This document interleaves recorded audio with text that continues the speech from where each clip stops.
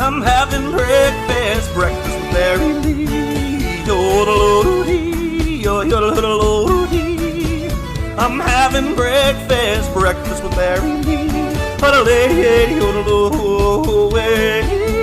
Hey there, welcome to the podcast. I'm Barry Lee, and just a reminder that no trans fats were harmed in the production of this program. Now, through the years, you've known that I'm a pretty positive guy. I look on the brighter side of things. But on this episode, if you would allow me to gripe about a couple of things. Number one, people that put their Christmas decorations up too soon, and facial tissues that no longer pop up out of the box.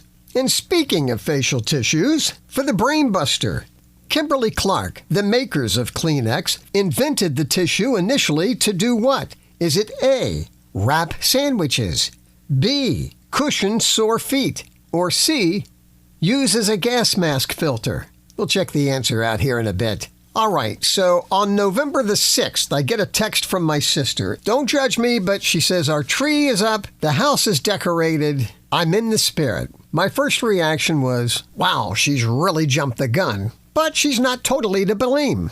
I mean, pumpkin spice arrives in August, followed by Halloween decorations and costumes, followed by Christmas stuff. Now, I consider myself a Christmas nut. I sing Christmas tunes pretty much any time of the year. And even though our family used to decorate their tree on Christmas Eve, we soon learned that, well, that doesn't give you a whole lot of time to enjoy it. But man, to see people put up their lights in their tree and it's not even November 1st. You know, you don't want to be sick of it all by the time Christmas rolls around. And then I came across this study.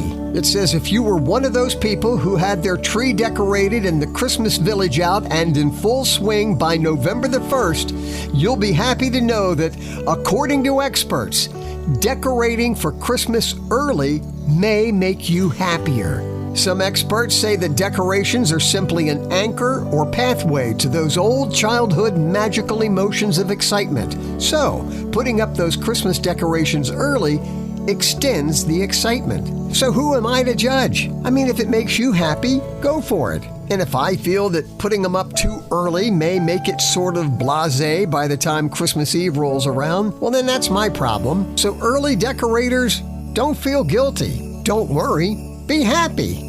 All right, before I tackle the facial tissue issue, oh, that rhymes, the tissue issue, want to take a look at the podcast planner, nationaldaycalendar.com. Let me just say that last week, Sharon Gromling, president of the Apple Blossom Festival, invited me and Mary to the unveiling of the theme and logo party at the GW Hotel. It was really exciting. The theme's going to be locally grown, globally shared, and we got to see Eric Zimmerman's logo.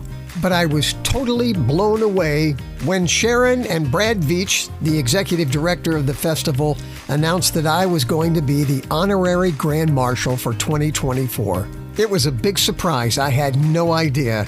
And many thanks to the folks that sent their congratulations and their kind comments. And speaking of kindness, Monday the 13th is World Kindness Day.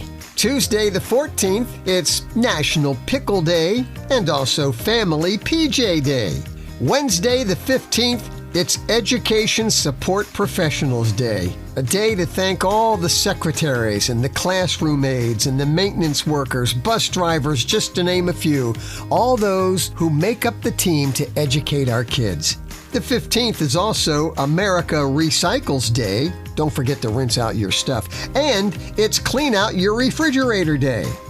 Thursday the 16th, Check Your Wipers Day.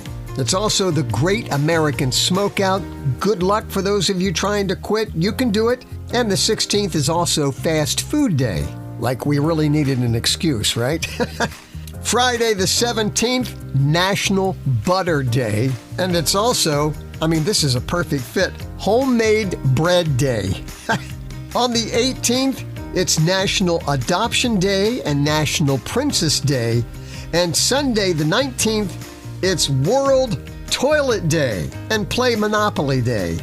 And while I'm still here with the calendar, just a reminder that the Chain of Checks campaign is underway. We had a great golf tournament back on October the 9th. And you'll now find Chain of Checks canisters, or as I like to call them, change jars to change lives, displayed in various businesses throughout the area.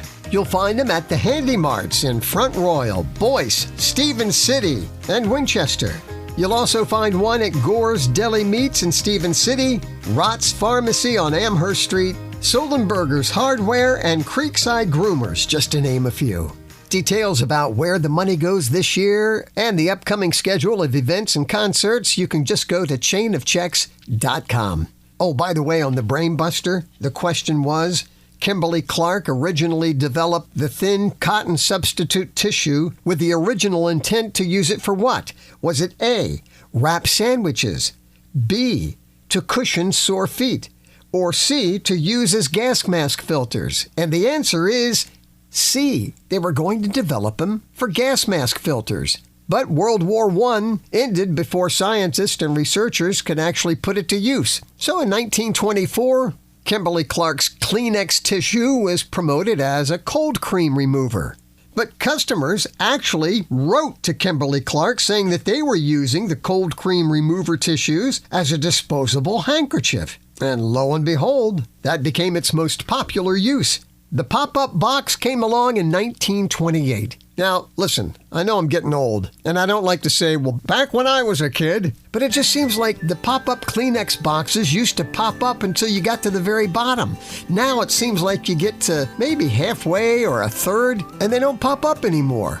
And then that frustration of having to stick your hand down in that little opening between the plastic and the cardboard, and you try to grab one or two, lift them up into the opening so that you can start all over again, and sometimes that works, but usually I end up with a handful, and then losing patience trying to separate them, I just lay a wad of them on the top of the box. And this scenario seems to hold true for all brands of facial tissues. I know, what a ridiculous thing to complain about, but doggone, I just hate reaching my hand down in there and trying to pull one up because you're going to end up with a whole wad.